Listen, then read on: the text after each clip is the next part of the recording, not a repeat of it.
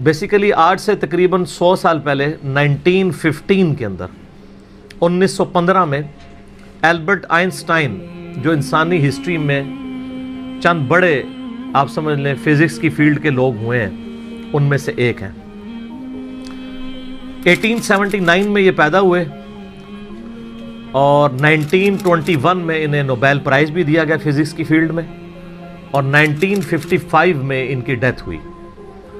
اور ان کا وہ جملہ بڑا مشہور ہے, science without religion is lame.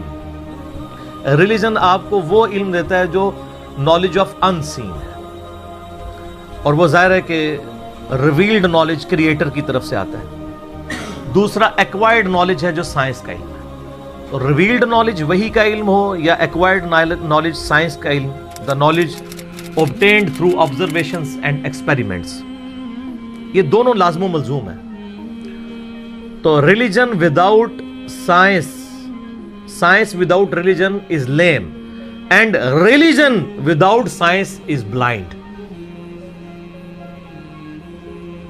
Religion science کے بغیر اندھی ہے. ریلیجن کو سمجھنے کے لیے آپ کو سائنس سمجھنی پڑے گی. اس لیے دیکھ لیں قرآن پاک میں 1000 سے زیادہ آیات جو ہے نا وہ سائنس کی فیلڈ سے ریلیٹڈ ہیں, جس کو ہم سائنس کے فزیکل فینومینا آف نیچر کہہ رہے ہیں. اللہ تعالیٰ کی قدرت کے یعنی جو مظاہر اس کائنات میں پھیلے ہوئے ہیں. God is the only explanation of all the physical phenomena in this universe. خدا ہی وضاحت ہے اس کائنات میں ہونے والے ہر فزیکل ایونٹ کی. اس کائنات میں جو کچھ ہو رہا ہے اس کی ایک ہی وضاحت ہے کہ یہ کسی کی مرضی سے ہو رہا ہے. سائنس صرف فزیکل لاز کے ساتھ ڈیل کرتی ہے جو قانون قدرت ہیں اللہ کے بنائے ہوئے. انہی لاز کو یوز کر کے سائنس ہیومینٹی کی بہتری کے لیے کام کرتی ہے. کوئی لا خود سے پروڈیوس نہیں کر سکتی, وہ پابند ہے اس کی. اللہ تعالیٰ نے لا آف بوائنسی رکھا ہے, قوت اچھال, اس کو سائنس یوز کرتی ہے اور اس کی بنیاد کے اوپر بحری جہاز جو ہے سمندروں میں چلتے ہیں اور ہوائی جہاز ہوا میں. لیکن لا آف بوائنسی تو اللہ کا بنایا ہوا ہے نا, وہ ختم ہو جائے. اگر لا آف بوائنسی اگر ارشمیدس نے بتایا تو اس نے ڈسکور کیا ہے. ارشمیدس کریٹر نہیں ہے اس لا کا, ڈسکور کرنے والا ہے. سائنس جب کوئی چیز ڈسکور کرتی ہے تو بعض اوقات لوگوں کو یہ وسوسہ آتا ہے سائنس نے کوئی کارنامہ کر لیا. سائنس تو صرف ڈسکوری کر رہی ہے. سورج مشرق سے نکلتا ہے, یہ ایک ڈسکوری ہے, لیکن اس قانون نے سورج کو پیدا نہیں کیا. انڈے سے چوزا نکلتا ہے اور پھر انڈے میں یہ تبدیلیاں آتی ہیں, سائنس اس کو ڈسکور کرتی ہے, لیکن ان تبدیلیوں نے اور ان لاز نے انڈا نہیں بنایا, انڈا کریٹر نے بنایا. تو ڈسکوری سے ہمیشہ آپ ہر سٹیپ اللہ کی طرف طے کر رہے ہوتے ہیں. تو یہ کائنات اللہ تعالیٰ کا فعل ہے اور قرآن اللہ کا قول ہے. قول اور فعل میں تضاد نہیں ہوتا. اللہ نے جتنے physical phenomena of nature discuss کیے ہیں وقت کے ساتھ ساتھ وہ چیزیں ریویلڈ ہو رہی ہیں الحمدللہ, اور یہ ہمیں خدا کی طرف لے کے جاتی ہیں. تو میں البرٹ آئنسٹائن کی بات کر رہا تھا, تو انہوں نے اس وقت میتھمیٹیکلی یہ چیز پروف کی تھی کہ کائنات کے اندر, یعنی انہوں نے دیکھا نہیں تھا, یہ ان کا یہ کانسیپٹ تھا کہ اگر کسی جگہ پہ بہت زیادہ میس کنسنٹریٹ کر جائے اور اس کا والیوم آلموسٹ زیرو نیگلیجیبل ہو تو اس میس کے اندر گریویٹیشنل فورس, قوت کشش ثقل, جس کی وجہ سے چیزیں ایک دوسرے کو کھینچتی ہیں. یہ میں گلاس جب یہاں سے چھوڑوں گا تو نیچے جائے گا, اوپر نہیں جائے گا, اس لیے کہ زمین اسے اپنی طرف کھینچ رہی ہے. تو اس کی ایک طاقت ہے جس سے وہ 9.8 میٹر پر سیکنڈ اسکوائر کی ایکسلریشن ہوتی ہے. تو انہوں نے کہا تھا کہ اگر ایسا میس کائنات میں کہیں ایگزسٹ کرتا ہو کہ اس کا والیوم تو آلموسٹ زیرو ہو, لیکن اس کا جو میس ہے وہ وہاں پہ انٹینس میس ایسا کنسنٹریٹ کرے تو اس کی گریویٹیشنل فورس اتنی زیادہ ہوگی کہ اس کے پاس سے بھی اگر کوئی ستارہ گزرے گا تو وہ اس کو ہڑپ کر لے گی, جس طرح ایک ورٹیکس کرتا ہے. بلیک ہول ایک خلائی ورٹیکس ہے, جس طرح سمندری بھنور ہوتے ہیں نا جن میں بڑے بڑے بحری جہاز بھی ڈوب جاتے ہیں, چکر کھا رہا ہوتا ہے, کوئی بھی چیز کے کریز بھی ہے وہ اس کو پہلے سک کرتی ہے پھر اندر ڈبو دیتی ہے پھر ختم. اس طرح خلا کے اندر بھی ایسے ورٹیکس ہو سکتے ہیں جہاں پہ کنسنٹریٹڈ ماس ایگزسٹ کرتا ہو اور وہ گریویٹیشنل فورس اتنی ہوگی کہ ایون لائٹ بھی اس میں انٹر ہونا تو وہ بھی اسکیپ نہیں کر سکتی, جو اس کائنات کی سب سے تیز ترین چیز ہے اور ایبسولوٹ کانسٹنٹ ہے. आइंस्टाइन ने तो यह भी कहा ना टाइम कांस्टेंट है ना मैथ कांस्टेंट है, स्पीड ऑफ लाइट ये कांस्टेंट है, लेकिन वो भी उससे एस्केप नहीं कर सकती। और स्पीड ऑफ लाइट आपको पता है कितनी है? 300,000 यानी 3 लाख किलोमीटर एक सेकंड में। रोशनी इतनी तेज है कि एक सेकंड में जमीन के 7 चक्कर काट सकती है। यूं 1,86,000 मील फी सेकंड या 3 लाख किलोमीटर फी सेकंड। जमीन का सरकमफ्रेंस 40,000 किलोमीटर है, यानी एक तरफ से चलें वापस आए 40,000 किलोमीटर है। तो एक सेकंड में रोशनी जमीन के 7 चक्कर काट सकती है। इसलिए कायनात के फासले जो हैं वो रोशनी के एतबार से मापे जाते हैं। ये इतने लाख नूरी साल, और एक नूरी साल ही बहुत ज्यादा होता है। 1 लाइट ईयर ये है कि रोशनी एक साल तक इसी रफ्तार से चलती रहे तो जितना फासला तय करती है। वो तो आप मेरा हु इज अल्लाह वाला लेक्चर देख लें, मसला 60, उसमें मैंने फिर बताया कि कायनात के फासले कितने हैं। तो आज हम ब्लैक होल के ऊपर बात कर रहे हैं। तो वो ब्लैक होल का उनका एक कॉन्सेप्ट था कि ऐसा अगर हो तो हो जाएगा। फिर साइंटिस्ट ने उस पर काम करना शुरू किया। आप हिस्ट्री देखें, करते करते 3-4 साल पहले से इन्होंने अभी वो उसके ऊपर यानी दुनिया में जितनी टेलीस्कोप्स थी बड़ी बड़ी 8 टेलीस्कोप्स इन्होंने फिट की, जो कई यानी सालों तक वो इमेज लेती रही हैं। वो इमेजेस जोड़ के तो उन्होंने बहरहाल एक ब्लैक होल ऐसा दरियाफ्त कर लिया है कि जो वाकई जहाँ पे ये पूरी कहकशाएं भी गायब हो जाती हैं। और ये फिजिकली उसकी वीडियो भी उन्होंने मंजर आम पे ले आए। तो सर ये तो क्रिएशन है ना जी, असल तो इन सारी चीज़ों के पीछे क्रिएटर है। God is the only explanation of all the physical phenomena in this universe.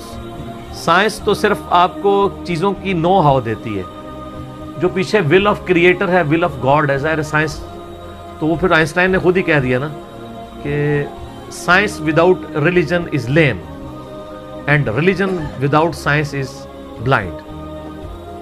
तो ये ब्लैक होल की दरियाफ्त बहुत बड़ी दरियाफ्त है। बाकी जो लोग इसको धक्के से वो कुरान पाक की आयात में फिट करने की कोशिश करते हैं, वो सारी हमारी असेसमेंट्स हैं।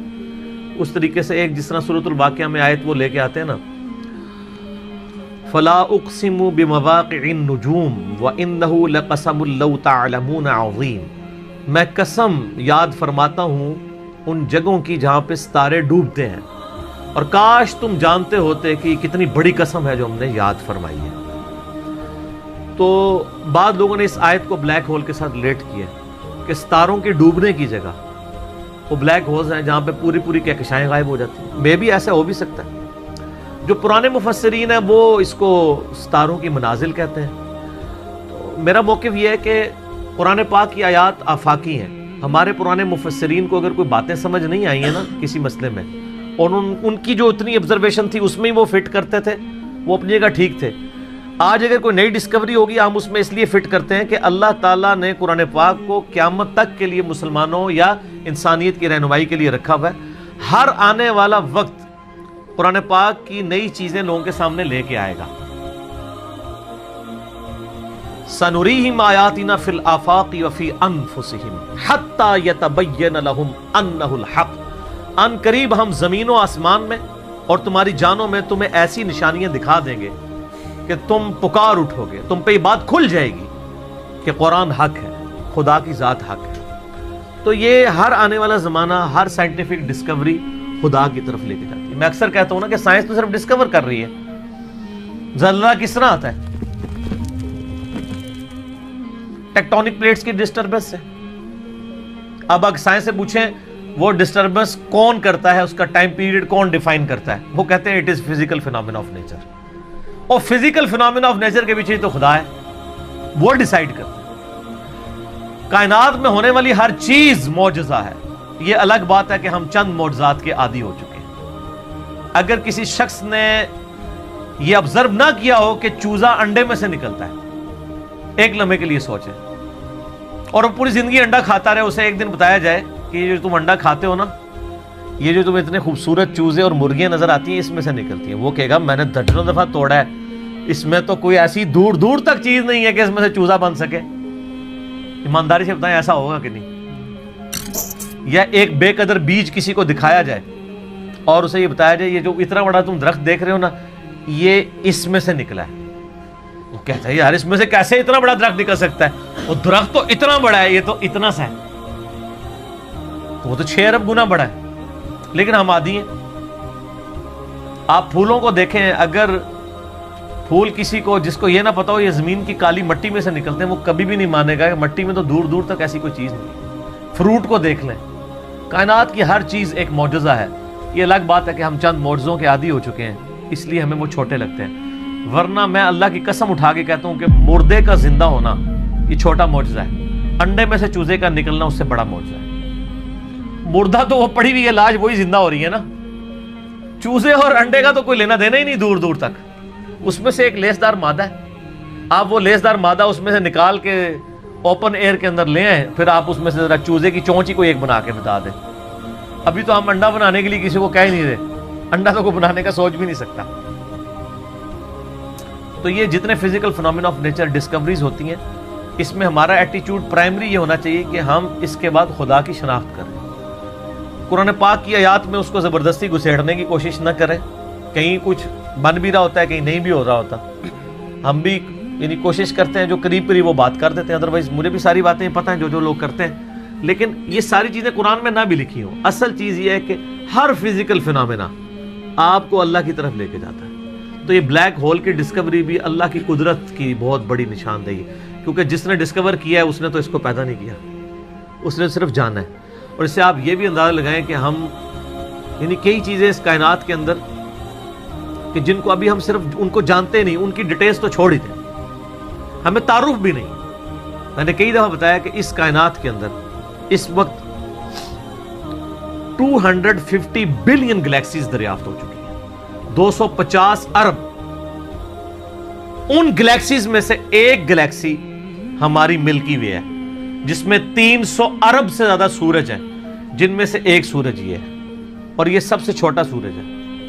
اس طرح کے 300 ارب سورج ہے، اور 1 ارب اتنا بڑا فگر ہے کہ اگر کوئی شخص 24 گھنٹے گنتی گنتا رہے نا، 25 سے 30 سال چاہیے 1 ارب گنتی گننے کے لیے، 24 گھنٹے اور کوئی کام نہ کرے۔